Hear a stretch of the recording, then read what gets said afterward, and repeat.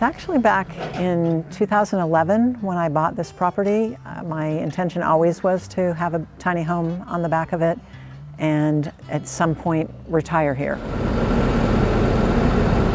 So I knew from the beginning sort of generally what I wanted, but there were a lot of decisions along the way, and particularly working with Jen, he reorganized, like I couldn't decide between the cottage view and the urban, and so he made one that's both. And that was a really cool part of it, is it becomes, you know, unique to you. Rita's asked us to set a tiny home over at her house, in her backyard. So in order to do that, we have to get a level pad. Most of the time it's gravel. In her case, it will be gravel. We'll put it in there, we'll compact the gravel, and it has to be about 2 feet wider all the way around. These weigh a lot, and so you don't want them sinking in grass or mud out there. So once you locate the pad that where you want to put the tiny, we'll then have to bring in the utilities. We have to bring in electrical, we have to bring in the water, and we have to be able to hook up to the existing sewer system. In Rita's case, we're going to have to bring the water and the electrical from her house to the tiny location, which is about 80 feet away. So we dig a trench, usually about 2 feet wide. You get a backhoe, and 4 hours later they have the trench dug, and then you put the conduit and the pipe in that you need to go into that trench.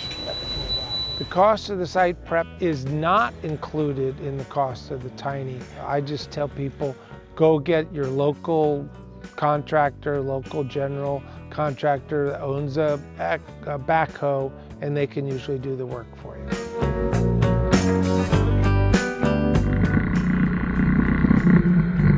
Rita's is a 30-foot payette with a 2.5-foot bump out in the back, and it's 8'6" wide. The most common thing they say is it's a lot bigger than when it's a lot bigger than I thought it was when it shows up.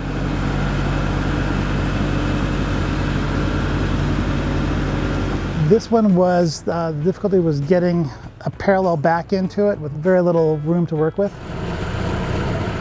There's a fence there that we're going to have to take down. It was a little nerve-wracking because the angles, it's off an alleyway, and so the angles are kind of a little tight, but I could tell that the guys who were moving it knew what they were doing, and so I was kind of having to trust they're professionals, they know what they're doing. I don't need to understand how this is going to work because I don't do geometry in my head, and they clearly do. Getting these tinies in backyards, that was a typical case. They're big, and so you take fences down, you miss sides of houses by 8 inches, you have to make a 90-degree turn and next to the tomato plants. I mean, there's a lot of things going on in putting a tiny in someone's backyard, but we can do it. It's cool. It's gorgeous. The detail is really nice. Everything that I needed is there, so it's really going to be cool. You're happy with it? I am, yeah.